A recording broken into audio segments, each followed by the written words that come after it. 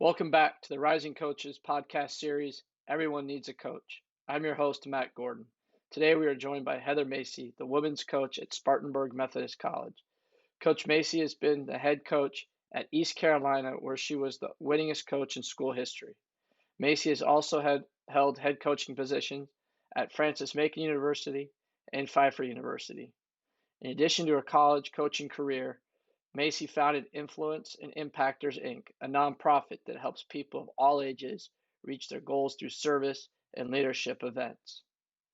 Coach, thank you for joining us today, and let's get right into it with our first question. Why do you think everyone needs a coach? Tell you, everyone needs a coach in life at all stages of our life. So we're all in different phases. Specifically, as someone who's been a head coach since the age of 26, I know how valuable having a head coach would have been for me, someone to bounce ideas off of prior to making big time decisions. And then, when you're talking about just getting into the industry, having someone that will really mentor you and guide you and direct you. I believe in straightening the string. You're here and here's where your goals are.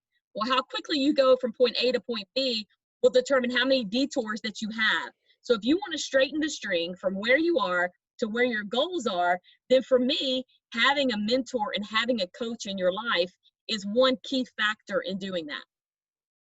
That's awesome. I couldn't agree more. I was a head coach too at 25, so I totally understand what you're talking about in terms of having a mentor to help you. Another thing we'd like to talk about in adverse times. I know there's really no adversity. Adversity brings success, but how could you use a mentor in times like we are in today where it's just really unstable? Well, I think the key here is for us all understanding, especially around career trajectory, is hiring and firing right now, is a fluid discussion that's happening. Are things opening? Are they closing? Are more things going to open huge? Are you prepared 6 months, 9 months, a year from now for what occurs? And, as many times as we go into life and we're attempting to predict, that doesn't happen the majority of the time. Just ask the folks in Vegas. But what you are able to do is be prepared. And so I think what a coach allows you to do is keep you centered on the goal. My big thing is, are you goal setting? You have someone who's holding you accountable for it. You don't know when the opportunity is going to come up, especially in the middle of so many uncertain times in the world, let alone college athletics. Are you prepared when the opportunity comes? Because what you don't want to do is be in a routine of sleeping to 11 o'clock every day, and now your health, and now you've gained some weight, and then you get a call for a great opportunity, and you are not physically or mentally or emotionally prepared for the opportunity. My big thing is this: it's great to get the opportunity, but what do you do once you have the opportunity? I believe is the difference in success and failure. Oh, that's great. It's great advice. Gaining that opportunity, how does a mentor help you expand your network for this business and relationships? Well, what do they say? We're 6 degrees from separation of who knows whom. My big thing in the relationship building is I would rather have a small group of folks that I am very interconnected with, that I feel like we have authentic, organic relationships, versus I've got 150 friends or 150 people who know my name. So I think it's important to understand that the 5 people that you see and you talk to every single day and that you've got great relationships with, probably connecting to their network is really, really important. And then the majority of times, my best recommendations for me are the people who know me on multiple levels. They've worked with me, so they know what I'm like every single day, but also know me as a human being, know what I'm like from a personal perspective. Those are your greatest people who call for recommendations. You don't want people to call to help you get a job, and that person on the other line says, well, tell me about this about them, and you have to say, I don't really know them like that. I can't speak to that point of them. You want people who can speak on your behalf on a variety of levels, from a character perspective, from a work ethic perspective, from a competency perspective. And I think connecting with consulting groups and coaches and mentors allow you to then connect to their connection. And that's important, obviously, in the industry we're in. Yeah, no doubt. It's really important, not only who you know, but more importantly, that is who knows you and at that level. So I think that's incredibly important. Um, let's pivot a little. How can a coach change the way you think or make you think a little differently than you currently are? Well, think about it as we're coaches coaching athletes. Our job is to get them where they cannot go by themselves. And the majority of athletes I coach set their goals way too low because they're so afraid to fail. And so I think as adults, we do the exact same thing. We're afraid of failure. We've got a lot of fear in our life. So we need someone kind of behind us going, let's go. You can do this a little, you can do more. You can do more of that. How can we do more of that? And just have that encourager. I have a saying in our program, if what's your goal? And a lot of our players as women's college athletes, they say, oh, I want to play internationally.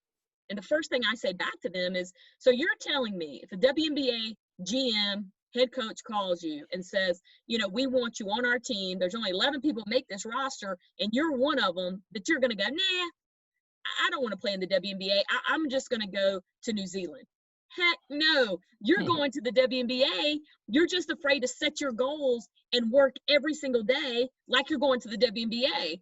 So I would say that to anybody that I'm coaching or I'm mentoring, I'm going to go really deep into, are you able to set your goals and do your habits match your goals, and making sure that you are never underachieving. Every single day, we're going to want to exceed expectations. Well, that's great. We're going to take this back full circle. Do you have any mentors in your life that really helped you? I know you were a young coach to start, like myself, but how did they help you? And if not, how could a mentor have really helped you shine at an early age? First, I wish I had a more formal mentor, in that I had someone that I could call. I knew the information was confidential, and that when I was sharing, I was able to get really, really vulnerable in the struggles that I was having as a very young head coach. It's funny, I wrote a leadership book, and it's called 2 Feet Forward, Everyday Lessons in Leadership. But what I wanted to call the book was the stuff I wish someone would have told me. And Right. so I think that even though I had incredible people in my life, and I did, I mean, an unbelievable circle of people that were helping me along the way, no one that was really a formal, I am mentoring you, Heather. You can call me on just simple topics. I'm going into a staff meeting. How should I handle that? Or the hiring process, especially when I got onto when we're on a larger stage and you have a larger staff, how you're dealing with personnel issues. And so I think it would have allowed me to make less mistakes and then be able to learn from the mistakes I did make faster. So I was very much the person that made the mistake and then paid for it, right? And you paid for it for years and years and years. So looking back on it, I had incredible people in my life that I'm so thankful for in different industries, not just the coaching industry, but corporate America and my family. But having had a more formal mentor, I think I'm proud of the things we've done, and I'm proud of the winning that we did and the lives that we have changed. But ultimately, I think we would have been able to do it faster and ultimately been able to do it better if I had someone to rely on. That's part of why my passion and being able to be on this platform is so important for me. And I'm so passionate about it because I want to help other people. No, that's awesome. Thank you. That's all we have for you today. I really appreciate you joining us. Thank you very much. And we look forward to having you back again. Thank you. Thanks, Matt. Let's get to work.